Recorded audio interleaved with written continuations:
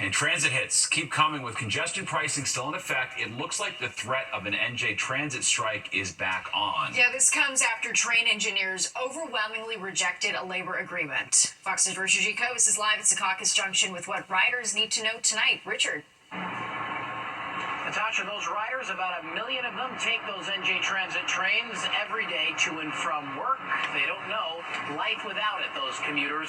But now the union is saying they're firing back. The engineers who run those trains say they are not getting paid enough. That union, called the Brotherhood of Locomotive Engineers and Trainmen, deal with NJ Transit. Despite reports of a reasonable wage increase, they say nearly 90% of them, they're prepared to strike by May 16th, claiming the wage increase is still a point of contention. The engineers have been working without a contract since the year 2020. Our number one issue is wages. New Jersey Transit engineers are among the lowest paid in the entire country, and we are significantly behind, passenger railroad engineers working in the same market, that is the New York City area. I mean, we're far behind Metro North, Long Island Railroad, Amtrak, PATH, all these other agencies where New Jersey Transit engineers are leaving to go and work. Statement from NJ Transit's president and CEO reads in part, quote, "I believe the deal is still within reach, and I'm committed to returning to the bargaining table immediately and meeting every day for as long as it takes to get it done." But commuters here at the Secaucus Junction station, a major hub for NJ Transit, say they couldn't work with trains running on time every day, and they worry that no deal would jeopardize their commute. That's going to be tough for me and for lots of other people. Okay, let me come personally for instance. My family has just one car, and even if we have two cars, and like many people do, it's a long drive. We got to pay bills, right? There you go. Right. And unfortunately, you have to use the rail service. So if without workers, it's not going to run. That's right. Either that, or I have to ride my bicycle about 30 miles a day. Not sure if we can ride a bicycle 35 miles every day. Now, the last time NJ Transit workers were close to walking off the job was back in 2016. Deals went into the final hours, but they ultimately struck a deal. This time, NJ Transit and the union, hoping it doesn't get to that point, they want to make a deal. They have about 30 days to do so, otherwise they walk off the job on May 16th. We're live tonight in Secaucus. Richard G. Cobus, Fox 5 News. Steve. Well, all right, thanks, Richard. Zoom is working again tonight after an outage earlier today kept people from making video calls and accessing its website. Thousands of users worldwide reported problems with Zoom starting around 2:30 Eastern time. The problems continued for about 2 more hours before service started coming back online. The company thanked users for their patience and understanding while it fixed the problem. It's still unclear, though, exactly what caused the outage in the first place. Well, could a powerful New York politician be ready to trade the Capitol in D.C. for the State House in Albany? Yeah, call it another case of politics unusual as the rumor mill is churning over whether Congresswoman Elise Stefanik is ready to take on Governor Kathy Hochul next year. Plus, I feel like this should be pretty helpful. I don't think that'll make a difference. Mixed reaction on new bike lane signals just installed on 3rd Ave, why the city says they are desperately needed. And it's the turkey saga that has everyone going gaga. The NYPD tried to catch her tonight, but this bird is still ruling her Upper East Side roost.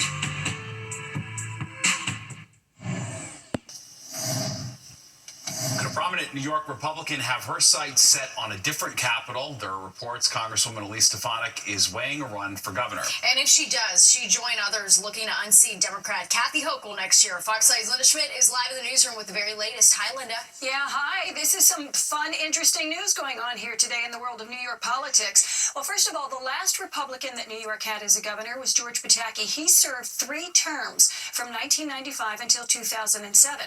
Well, currently, Governor Hochul is vulnerable. There is blood in the water, and the Republicans think they've got a good shot. Look forward to that fight. Governor Hochul's response when asked what her reaction is to Republican Congressmember Elise Stefanik considering running for her job. Stefanik, a darling of the Republican Party with close ties to President Trump, apparently eyeing the top job in New York. Stefanik posting on X, calling Hochul the worst governor in America. She's absolutely credible for this role and could probably mount a very strong, well-funded campaign. It goes without saying that she's very close to President Trump and the Trump administration and could expect some support from that quarter as well. Political analyst David Birdsell says Stefanik is a well-known name who could capitalize on Governor Hochul's low approval ratings. She would be facing somebody who is a battle-tested politician who has proven that she is particularly adept at plucking at the wounds of Democrats on the national stage. No matter who the GOP nominee is next year that I'll be running against, it'll be an extreme mega Republican. Stefanik, a six-term congresswoman, was President Trump's pick for U.S. ambassador to the United Nations, but then had to withdraw her nomination. Republicans at the time could not afford to lose her in Congress with such a narrow majority in the House. Another upstate Republican reportedly considering a run against Hochul is Congressman Mike Lawler. And Republican Nassau County Executive Bruce Blakeman has also hinted at a run. That would be an interesting clash. One of the questions that will arise for anybody trying to engage in a Republican primary right now is how hard do you want to run against a Trump favorite? And Elise Stefanik is clearly a Trump favorite. And to reinforce that point, President Trump posted on social media today, quote, Congresswoman Elise Stefanik is great. Great in all caps, with 3 exclamation points. Steve and Natasha, back upstairs to you. All right, Linda, thank you. Well, the Trump administration is looking into whether New York AG Letitia James possibly committed mortgage fraud. No charges have been filed, but the Federal Housing Finance Agency has made a criminal referral alleging that James falsified records to get home loans for a property purchase in Virginia. It also claims that James misrepresented details about a building she bought in Brooklyn and co-signed another property that was purchased, claiming her father was her husband. In a statement responding to the housing agency's move, James' office said, quote, Attorney General James is focused every single day on protecting New Yorkers, especially as this administration weaponizes the federal government against the rule of law and the Constitution. She will not be intimidated by bullies, no matter who they are. California Governor Gavin Newsom announcing his state will be the first to take on President Trump over tariffs. It's filing a federal lawsuit to challenge the president's authority to impose tariffs without consulting Congress. The state also plans to argue that Trump cannot use an Emergency Economic Powers Act to impose such tariffs. California says it's the country's largest state economy and will be severely impacted by the trade levies. The state is seeking an immediate end to the tariffs. In a statement, a White House official said the entire Trump administration remains committed to addressing this national emergency that's decimating America's industries. We're learning more tonight about the suspect accused of setting fire to Pennsylvania Governor Josh Shapiro's residence and a possible motive for the arson attack. Police releasing information about a 911 call made by the suspect, Cody Bomber. They say during the call, Bomber expressed anger over the ongoing war in Gaza and said Shapiro needs to know that he will not take part in his plans for what he wants to do to the Palestinian people. The governor said that he will not let this incident deter the way he governs. I have total faith in the members of my detail and total faith in the Pennsylvania State Police to both learn from this incident and to continue to keep me and my family safe. Shapiro also ordered a full independent security review at his official residence. Well, the city taking steps to improve safety on city streets with the help of what you see on your screen there. All right, there's smaller traffic signals for bike riders. Fox 5's Jessica Formoso walks us through the details. It's a smaller version of a traffic light. The Department of Transportation designing these new and smaller lights in hopes to catch the attention of cyclists. No se ve casi. Se ve muy poco. You can hardly see it. New bike lane traffic signals are being installed along a portion of 3rd Avenue on the Upper East Side. The first one is on East 69th Street, installed about 5 feet off the ground. DOT Commissioner Idanis Rodriguez says, quote, these new traffic signals for cyclists complement our green wave traffic timing. The next natural step is making sure the thousands of cyclists who use this street every day can keep both themselves and the many pedestrians crossing 3rd Avenue safe. The lights here are timed, so when the cars need to make a left, the cyclists have a red light. And the same deal goes for pedestrians. When they have the right of way, everyone else has to stop. We stood out here on the corner of East 69th Street to see how the new lights are being received. They are at eye level if you're a cyclist, but from what we saw, no one really noticed them. They're probably not focusing on looking up all the time. They're probably just kind of focusing on eye level. Since this would be eye level for most cyclists, I feel like this should be pretty helpful. I don't think that'll make a difference. But the commissioner says in other parts of the country where these lights have been installed, they have proven to increase safety. It's all part of the city's plan to redesign 3rd Avenue. In 2023, pedestrian islands were installed, along with a new offset bus lane and a double-wide parking protected bicycle lane from East 60th to 96th Street, making it safer for pedestrians and cyclists. Fast forward to 2025, this small traffic light is just the first of more expected to be added at intersections where drivers making left-hand turns will cross the bicycle lane. On the Upper East Side, I'm Jessica Formoso, Fox 5 News. Busy out on those streets, no doubt about it. All right, well, with all the volatility on Wall Street, we're watching your wallet tonight. And we have expert advice on how to recession-proof your life as Americans' attitudes seem to have shifted when it comes to being open about cutting back. All right, a local nonprofit helping young adults on the autism spectrum gain a better sense of independence with the help of Man's Best Friend.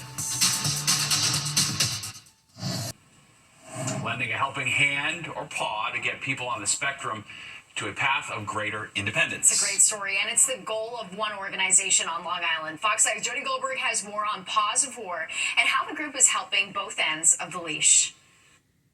I'm doing great with the dog. You're doing a really great job. Michael Estacchio is proof the old saying is true. Very good, Mike. A dog is in fact a man's best friend. I pet them and socialize with them. You can find the 26-year-old here at Paws of War in Wisconsin on Wednesday mornings. It's where he and other young adults from the Winters Center for Autism take part in a program through Paws of War known as Spectrum Paws. We get dogs that are coming from local shelters, overseas for our active military members that we're rescuing, to horrific puppy mills. The nonprofit rescues dogs and cats, and young adults like Michael are taught how to care for them before they're placed with veterans and first responders. These young adults learn everything from how to groom a dog, how to walk a dog, how to socialize a dog, and so many other things. The Spectrum Paws program runs about a year, and while everyone is, of course, welcome back here at any time, the goal is to learn the skills and then move on to employment or other volunteer opportunities. When they leave here, they have a tremendous amount of experience now. Olivia Chen started with the program last year. Seeing animals happy and changing their lives makes me happy. And now she has a job here, working as a kennel technician. The best thing that's ever happened to me. Up to 85% of adults with autism are unemployed. Paws of War hopes to change that statistic. We have dogs that come in that are frightened, that trust nobody, and she will go in the kennel and spend 2-3 hours with them, and they will start coming out of their shell. It's a win for the dogs. Making them happy, seeing them smile and wag their tail makes me happy. And it's also a win for Michael. When I'm with them, I feel like I'm happy here. Olivia. I love animals. It's always been my dream to work with animals. And for all of the other young adults who are learning the skills to succeed. In Wisconsin, Long Island, Jody Goldberg, Fox 5 News. It's amazing. Yeah, We're like dog whisperers. No, yeah, for sure. Yeah. Well, there's a new tool to tackle garbage in the city. All right, but are New Yorkers in an empire bin state of mind? Plus this. Leaves, you're diving in mud. You can't see anything. Tonight, we're getting a first-hand look at the conditions members of the NYPD scuba team encountered as they searched for the wreckage of last week's deadly helicopter crash. You're watching the 10 o'clock news. The trash talk ramping up tonight. The reason these garbage bins, so far, they're just in Upper Manhattan, but that's about to change. And as you can imagine from the video, people have some strong opinions about it. That's right. Fox 5's Kendall Green takes the lid off the new Empire Bin pilot program. Their shape, they're kind of futuristic. And there's a lot of them. These new Empire bins are the future of New York City's Department of Sanitation's approach to trash, as residents in Hamilton Heights can already see them lined along their streets. They put these in today. They were there. There were regular dumpsters here before. And when those regular dumpsters went in, the rats went down. The new oversized European-style bins are part of the citywide effort to reduce rats and look very familiar to those visiting from Spain. Very similar. Yes. The same. In all the streets. Same colors. This pilot program, aimed at getting trash bags off the streets, starts June 1st in Upper Manhattan. DSNY already began installing about 1,000 of them on Monday. The ones we spotted in Hamilton Heights are labeled by color for trash, compost, recycling, whether paper, plastic, or glass. While properties with 30 units or more are required to shift to the Empire bins, smaller buildings with 10 to 30 units can opt out. Now it appears these new Empire bins won't have a problem keeping rats out, and in fact, they won't have a problem keeping people out either, because as you can see, these doors are locked, and the only way to get into them, it takes a special device. DSNY says their pilot program getting trash into bins in off-city streets reduced reported rat sightings by 60%. And these bins are expected to improve those results. So citywide, seeing these roll out, you are approving. 1,000%. But some note the department's attempt to scale up across all 5 boroughs may come with challenges regarding space. My point, as you walk around a certain street, you will find that this big garbage can really defeat the purpose. Once it because it make the street narrower. Kendall Green, Fox 5 News. Well, 10 New York State prison guards are facing charges in the death of an inmate at a correctional facility in Utica. 2 of those 10 guards have been indicted on second-degree murder charges in the death of 22-year-old Messiah Nantwi.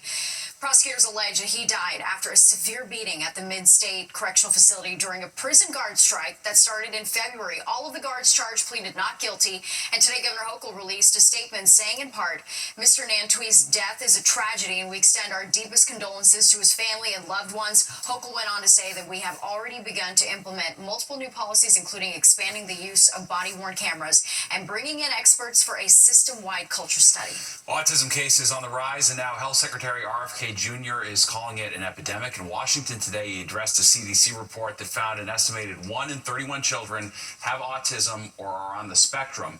He blamed the increase on the environment and toxins. He also referred to autism as a treatable disease and brushed aside experts who say higher rates can be attributed to improved screening and diagnosis.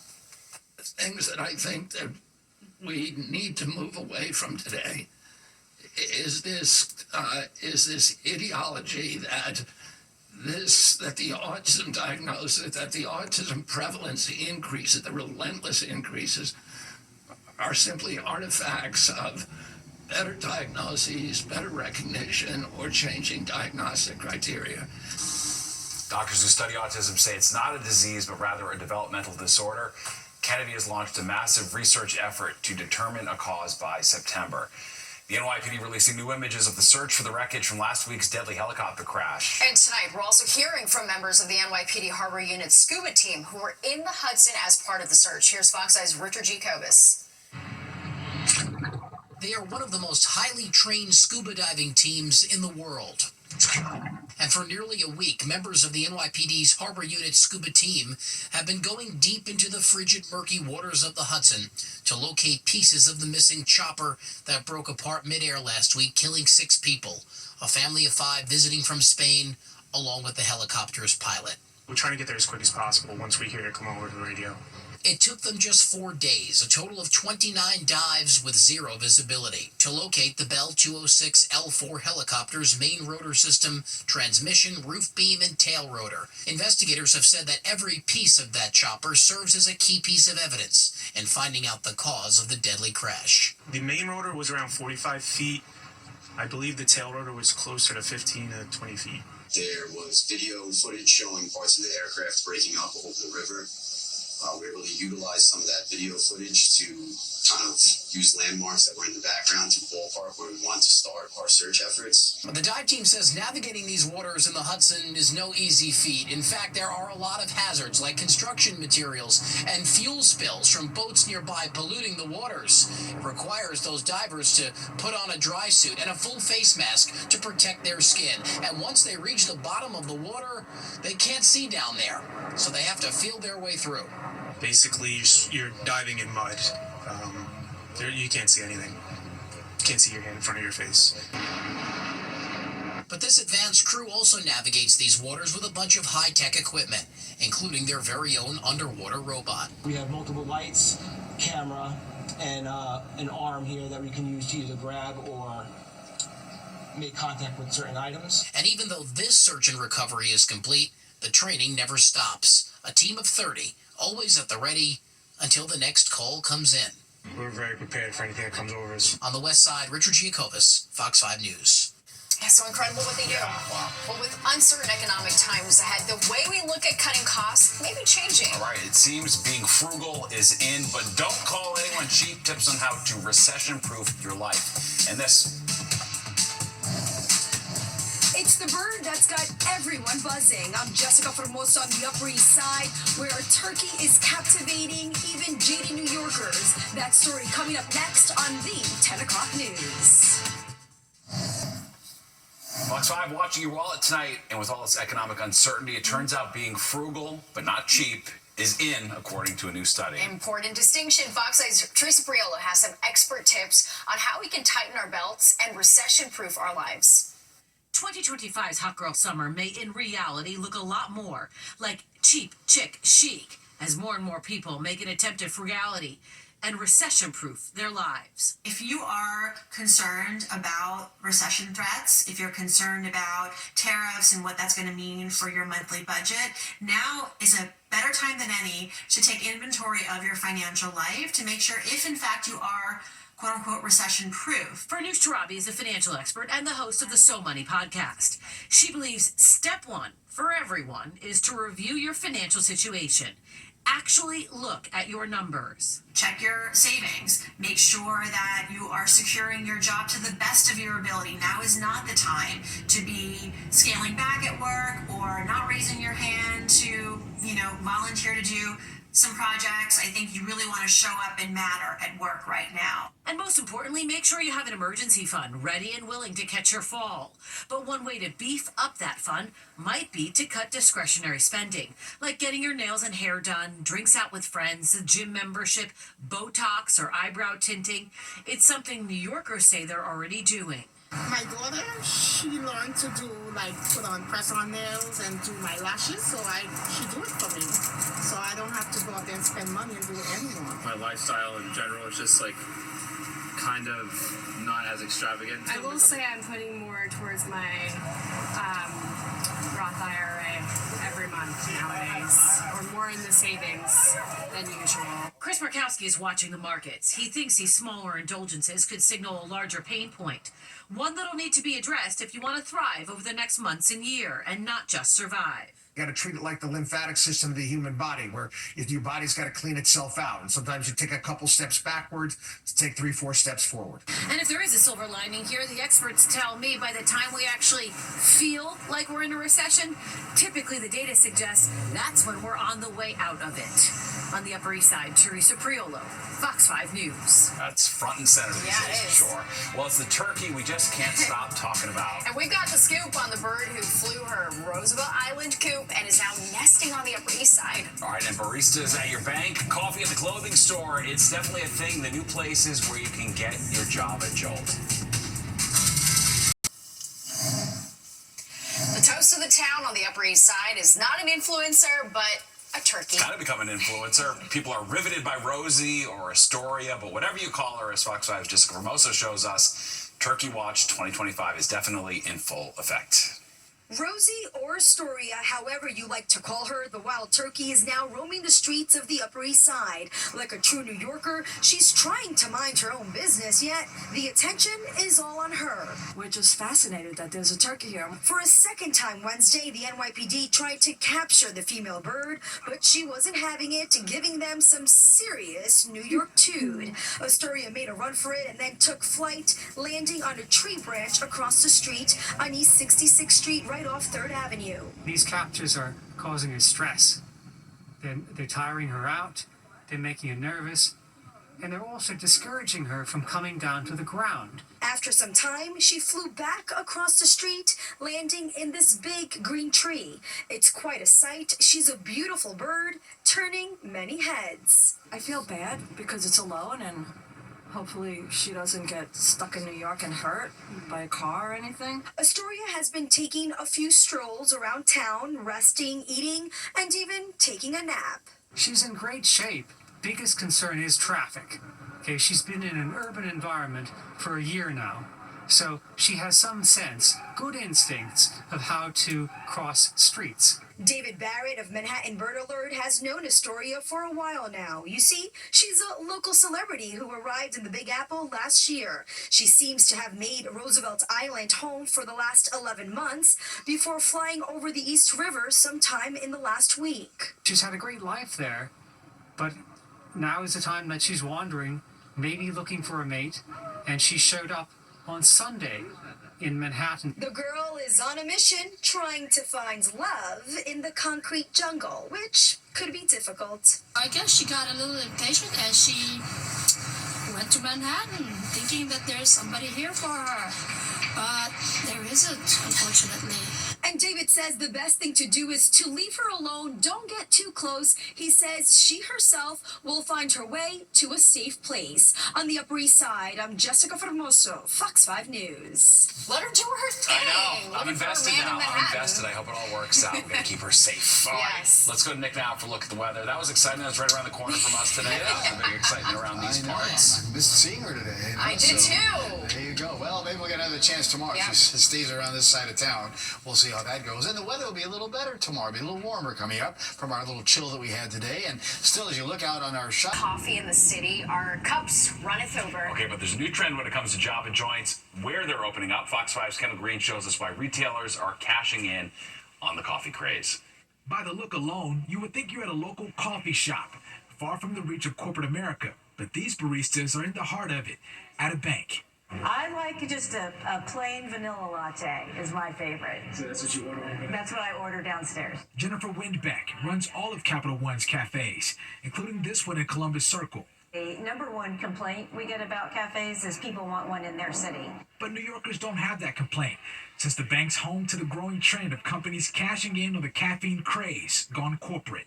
Windbeck started Capital One Cafe's coffee journey back in Boston more than 10 years ago. And said, we have this new concept we're thinking about doing, and there's not a lot we know about it, but, it involves coffee. Now she leads 60 cafes and counting, aimed at elevating their brand and experience for customers through their partnership with Verve Coffee. Verve is a West Coast brand that's branching out a bit nationally, and they provide all of the types of coffee drinks that you would imagine. I had a turmeric ginger. This is cool, man. It's one of the best cool drinks you ever have. And over in Midtown, I'm an iced latte guy, so for me the Uniqlo blend is really what I love. Uniqlo's flagship store hopped in on the coffee bean biz too. This is our first Uniqlo coffee in North America. It's the first in the US, but not the first worldwide. Uniqlo Coffee's success spilled over from the clothing store's global headquarters. A lot of people actually have been traveling Uniqlo Japan, for instance, where we already have some locations there that have Uniqlo coffee. Customers in New York enjoy everything from lattes to iced matchas. This is going so well. People love a matcha. So we're going to continue to look into how do we continue to bring new exciting beverages along the way. Thank you. The coffee craze not only hitting banks and clothing stores, some plant shops are seeing green selling coffee beans. This is Plant Shed, where customers can buy plants, flowers, and you guessed it, coffee. Consumer expert Trey Bodge spilling the beans behind the corporate transition to their own coffee. I think this makes a lot of sense. Anytime you give a consumer the opportunity to spend more time within your establishment is a good thing. It gives you more opportunity to introduce yourself as a business, to talk about your services, to sell more product. So I think overall this makes perfect sense. Kendall Green, Fox 5 News. Yeah, you see him everywhere. Yep, love it. All right, there's more of the 10 o'clock news straight ahead. We'll be right back. A California homeless man has hit the jackpot. He won $1 million from a scratch-off ticket. Lottery officials say he must go through a vetting process, which could take weeks or months. But before he can receive the grand prize, once he receives the cash, he says he plans to buy a car and put a down payment on a new house. Wow. Wow. Weeks or months vetting process? No, I give me know. my dough now. Just give it to him already. All right, don't go anywhere. Good Night New York with Chris Young and Ryan Christopher is next. All right, that does it for us tonight. If you missed any part of the 10 o'clock news, you can always catch an encore on our free streaming app, Fox Local. Where you can stream our newscast anytime. Have a great night. We'll see you tomorrow.